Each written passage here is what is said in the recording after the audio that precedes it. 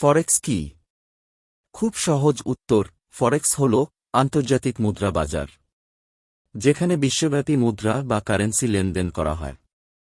ফরেক্স হল একটি currency market place. এই মার্কেটে ট্রেডার বা ব্যবসায়ীরা একটি কারেন্সির পক্ষে এবং অপর একটি কারেন্সির বিপক্ষে অবস্থান নিয়ে প্রফিট লস করে থাকে। যেমন বিশ্বব্যাপী জনপ্রিয় একটি কারেন্সি পেয়ার হল ইউরো ইউএস ডলার। একজন ট্রেডার বা ব্যবসায়ী যদি মনে করেন যে ইউএস ডলার তথা আমেরিকান ডলারের বিপরীতে ইউরো বা ইউরোপের অর্থনীতি দুর্বল হবে, তবে এক্ষেত্রে একজন ট্রেডার ডলারের পক্ষে বিনিয়োগ করবেন। ধারণা সত্য হলে ট্রেডার কাঙ্ক্ষিত প্রফিট পাবেন। যদি আমেরিকান ডলারের বিপরীতে ইউরো শক্তিশালী হয়ে যায়, তবে ট্রেডারের ধারণা বা অ্যানালাইসিস সঠিক না হওয়ায় তাকে লস মেনে নিতে হতে পারে। এখন একটি প্রশ্ন আসা খুব স্বাভাবিক যে, কিভাবে একজন ট্রেডার বিনিয়োগ করে লস প্রফিট করে থাকেন। আমি একটি উদাহরণ এর মাধ্যমে বিষয়টি পরিষ্কার করতে চাই। ধরুন আপনি বাংলাদেশ থেকে দুবাই শহরে ভ্রমণ করতে যাবেন। বাংলাদেশ থেকে দুবাই ভ্রমণ করার জন্য আপনাকে বিমানে যেতে হবে।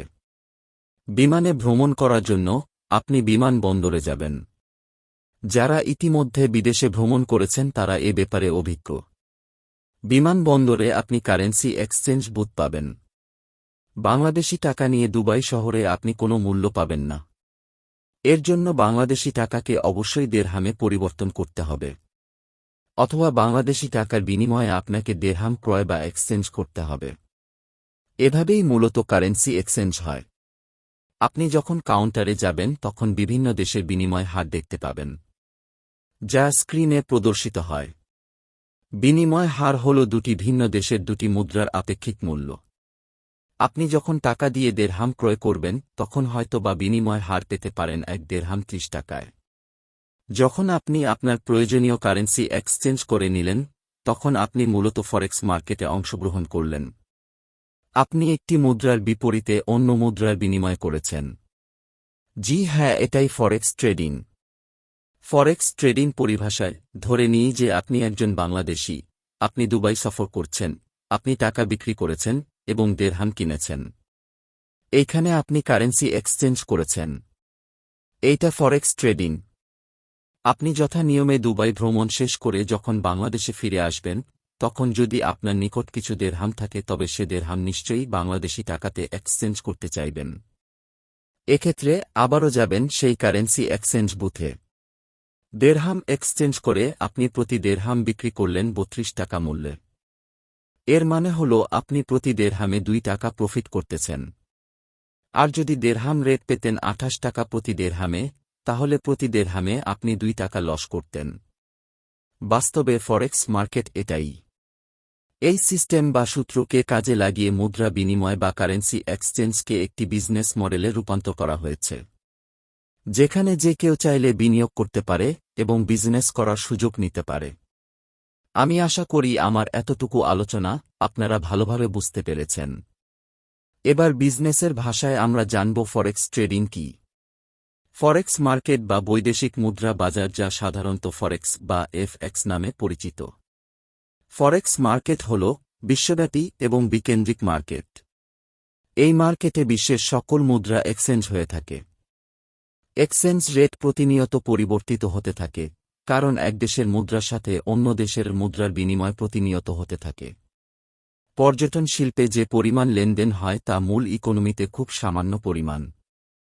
ফরেক্স মার্কেটে যে লেনদেন হয় তার বেশিরভাগই অনুমান নির্ভর। প্রতিটি বাই সেল অনুমানের ভিত্তিতে হয়ে থাকে। কারেন্সি ট্রেডাররা কারেন্সি স্পেকুলেটরস নামেও পরিচিত। ট্রেডাররা এই আশায় মুদ্রা ক্রয় করে যে ক্রয়কৃত মুদ্রা ভবিষ্যতে বর্তমান মূল্যের চেয়ে বেশি দামে বিক্রি করতে পারবেন।